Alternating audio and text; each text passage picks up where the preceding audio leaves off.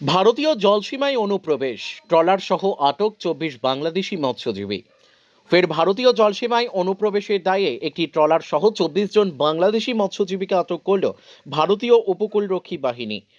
আটককৃত ট্রলারটির নাম FB সাফওয়ান। বর্তমানে ধৃতদের ফ্রেজারগঞ্জ উপকূল থানার পুলিশের হাতে তুলে দেওয়া হয়েছে।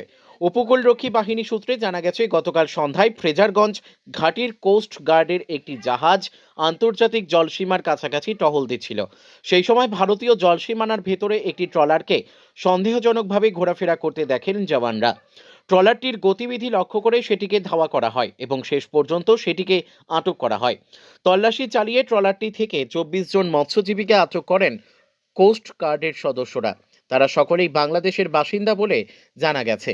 আজ আটককৃত ট্রলার ও মৎস্যজীবীদের ফ্রেজারগঞ্জ মৎস্য বন্দরে নিয়ে আসা হয়। সেখানে প্রয়োজনীয় জিজ্ঞাসাবাদ ও প্রাথমিক প্রক্রিয়া শেষে ধৃতদের ফ্রেজারগঞ্জ উপকূল থানার পুলিশের কাছে হস্তান্তর করা হয়েছে। পুলিশ জানিয়েছে, ধৃতদের বিরুদ্ধে বিনা অনুমতিতে ভারতীয় জলসীমায় অনুপ্রবেশ এবং অবৈধভাবে মৎস্য শিকারের অভিযোগে মামলা রুজু করা হয়েছে।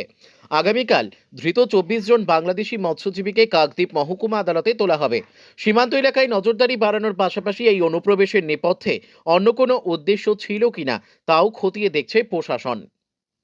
দক্ষিণ ২৪ পরগনা থেকে রবীন্দ্রনাথ পড়ুয়ার রিপোর্ট, বিগ নিউজ বাংলা। আপনাদের বাড়ি কোন জায়গায়? কিভাবে এলেন, কিভাবে জলসীমানা পার করেন? মেশিন খারাপ, আমাদের ইঞ্জিন করা নষ্ট।